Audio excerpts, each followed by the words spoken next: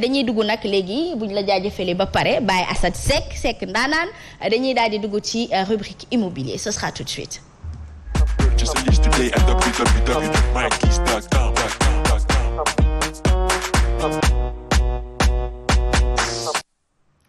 Débommage sur lotissement moom la ñuy waxtaanee irrégulier une mesure préventive et salutaire pour la diaspora le cas de Chérif Lo à Thiès.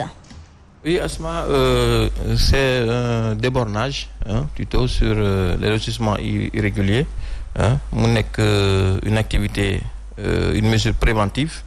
d'ailleurs que la DSCOS a prise. Et c'est assez salutaire quand même parce que c'est des gens qui étaient toujours stigmatisés ci ay toj kër ak yu demee noonu. Donc su ñu demee nag ba jël ay mesures préventives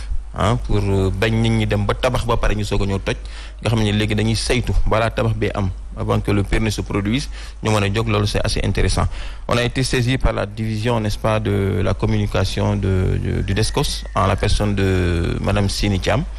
qui nous avait informé de cette activité-là. Et du coup, on a dépêché notre correspondant de Thiès, Mbaye Alkhouma, qu'on salue au passage, mu demal ñu ci sur les lieux pour avoir les informations exactes. Ouais. Donc on va écouter, n'est-ce pas, le chargé de communication de la DSCOS su ni ko Mame Sidi Maye ñu déglu ko pour xool les faits, ce qui s'est passé réellement. Bassirou Diouf, urbaniste, chargé de communication. waaw problème bi fi am mooy que ni dañu signaler lotissement boo xam ne yaatu na lool fii ci Thiawoune Bambara ci commune Chérif Lo boo xam ne amul autorisation de lotir donc comme ni ko yoon santaane rek dañuy ñëw dindi borne yi def enquête yi ci war pour xool ñi doon def li ñan la yoon li mu wax ñu dal seen kaw ñu dalee noonu seen kaw. ñoom ñi nga xam si ñoo ñëw taw am na ku leen ko jox kan moo leen ko jox. non loolu enquête yi moo koy préciser mais li ci am solo rek mooy lu mel ni mënut a xew ci gox te autorité territoriale bi fa nekk yëgu ko donc autorité territoriale yi war nañu jàppale administration jàppale DSCOS di moytu yu mel nii nga xam ne li muy jur rek toujours mooy ay coow ci suuf ndax autorisation lotissement bu amul autorisation moom benn parcelle mën nañ ko jox ñetti nit wala ñu jox ko ñeenti nit wala ay coow spéculation da ciy bari te loolu moo waral ba état bi tëral ne lotissement moom balaa nga koy def da ngay am autorisation de lotir te même boo amee autorisation de lotir sax balaa nga koy joxe autorisation bi war na am certificat de conformité ba ñu xool bu baax xam ne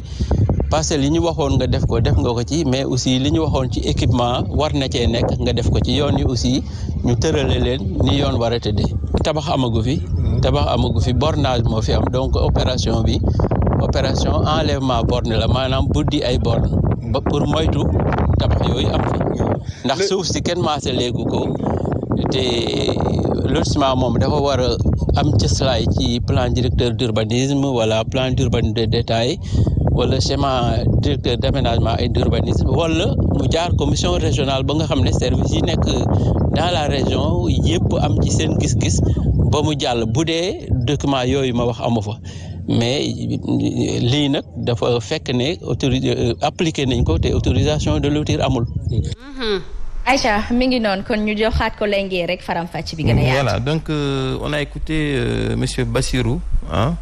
Bassirou Sarr qui est urbanisme de métier mais aussi qui est le directeur général adjoint de la DSCOS nga xam ne ni moom moo demoon diligenter n'est-ce pas procédure d'enlèvement de bornes yooyu noonu. Voilà donc c'est pour dire un peu aussi on a parlé à chaque fois fii suñu musaa na ñëw fii di artu nit ñi. suñuy jënd fenn nañ def recherche yi war balaa ñoo jël seen xaalis di ko dugal ci loo xam ne après guuta moo nañ ci fekk ça on parlait des particuliers yi nga xam ne dañuy jënd ay kër mais aussi ñi nga xam ne dañuy nekk ay promoteurs immobiliers di def ay lotissement su ñu def ay lotissement ils doivent être au départ et à la fin du processus de demande de lotissement. C'est pas parce que da nga ñëw fekk benn lotissement rek nga yor sa xaalis yor ni da nga bëgg a def sa business benn pas Assane peut-être yor benn 100 millions bu mu doyewul dara mun a xaaral ma ñëw jënd 400 parcelles yi ci lotissement bi sans avoir été au bout et à la fin du processus pour l'enquête qui montre que le lotissement il est valable ou pas xam nga et ça crée des problèmes Et c'est un peu le cas de figure qui s'est passé là-bas. Donc ñoom ils ont été saisis de la situation. Ils sont venus comme ni mu ko expliqué lotissement du question rek forcément da nga am autorisation de lotir rek mën ngaa commencer jaay ces parcelles non dafa am ay préalable soo jël def amee autorisation de lotissement aussi il faut nga am un certificat de conformité buy wane ne lotissement bi donte valable na jox nañu autorisation pour nga def ko est-ce que li nga waxante woon ak nit ñi ak servitude yi ak équipement collectif yi ak tali yi ak yi fa war a jaar yépp tegu na ci yoon est-ce que aussi les différents services régionaux yi nga xam ne ñoo fa nekk demande ngeen seen avis jusqu'au processus bi mu jeex ñu soog a xam li xew donc aujourd'hui c'est le cas de figure qui s'est passé là-bas la dame elle a investi et nee na moom ay ci li mu wax jaar na fi mu war a jaar on va l'écouter te ngu ne du teew di nataal on va l'écouter et on va voir si réellement elle a suivi la procédure. maa ngi tudd madame Amar Seynabou Sougou Fara. yow dafa mel ne mbir mi daf la laal.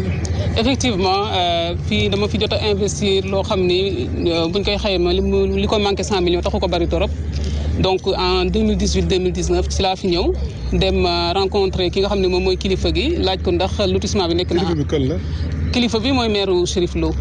donc moom tamit mu rassuré ma que ne site bi mi ngi nekk en règle. ñu ma yore plan NICAD bi que mu promettre ma aussi ne dina ma jox kayit yi nga xam ne yëpp soxla naa ko pour liggéey parce que loolu laa ko doon laaj donc nag tasante nañ lu mat 2 yoon ba 3 yoon mais à chaque fois mu ne ma dinaa la ko jox donc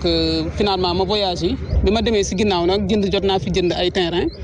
biñ may jox tamit wanoon nañ ma fi nga xam ne si moom lañ ma war a jox mais il s'est trouvé que biñ may jox nag après c'est en dehors de l'assiette bi nga xam ne si moom moo am NICAD bi boobu sama assistante moom représenté woon léegi nag bi ma ñibbisee boobaak léegi jot naa fi ut lu bëree bëri depuis loolu nag ma leen di topp si kayit yi bi mu demee ba xaw a dëgër te man ni ma tàmm def jëflanteeg sama ay nit mooy que à chaque fois après dama leen di déposer bail topp leen ba titre foncier maanaam suivi boobu noonu ak li nga xam ne si moom mooy construction bi loolu lay gën di def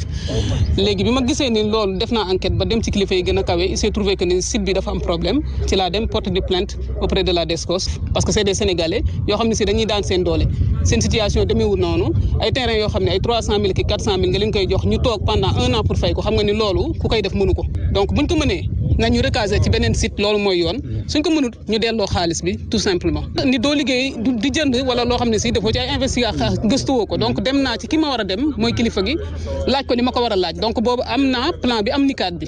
am naa wax na ma tamit dina ma jox autorisation de lotir dina ma jox PV yi loolu lépp ni ma dinaa la ko jox léegi nag topp naa ci ba sonn joxuma ko donc il m'a rassuré que ni site bi amul problème mais c'est trouvé que ni site bi am na problème mais le seul problème qui sévit sur ce site là mooy que dañoo dem ba jógee fi nga xam ne moom la ñu waroon a dagg ñu dem ba dugg si 8M bi. jigéen dafa mel ni bëri na torop ci biir waxam. oui en fait la dame elle n'a pas été prudente elle na ma baal parce que aussi nit su fekkee na nga def investissement di ko jaay ay doomu aadama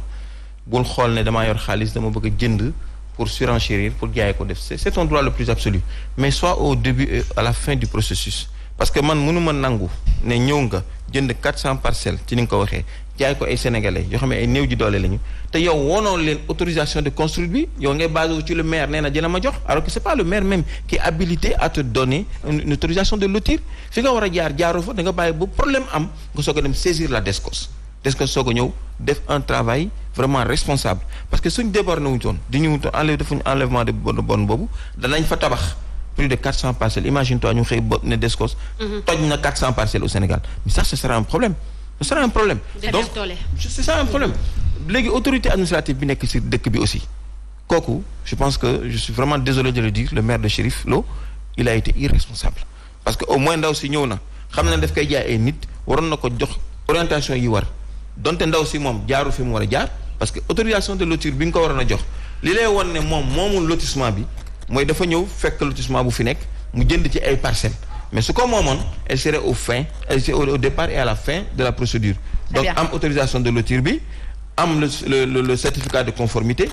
am le NICAD c'est-à-dire le numéro d'identification cadastrale jaar fi war a jaar ci services régionaux yëpp ba ñu joxe seen avis ba mu favorable mu soog a jël kayit yi wan ko ñi koy jënd ñoom aussi en connaissance de cause ñu xool xam ne c'est valable ñu soog a jënd. Très bien. Ça n'a pas été fait. C'est dommage. Et ça c'est dommage. Oui. Justement c'est très dommage en tout cas merci beaucoup. Foog ñu bañ facilité bi parce que aussi il faut aller vers l'information et creuser faire un travail intellectuel c'est loolu la Sénégalais yi dul def. Il faut se poser les questions et les bonnes questions comme Bougane l'a fait ça j'exhorte les Sénégalais à le faire il faut se poser des questions nit xel la am foog muy xalaat. très bien en tout cas dañu lay jaajëfal bu baax a baax ñu toll nag ci ñaareelum pàcc mi faw ñeewi ñaar dikk Baye Assane Seck merci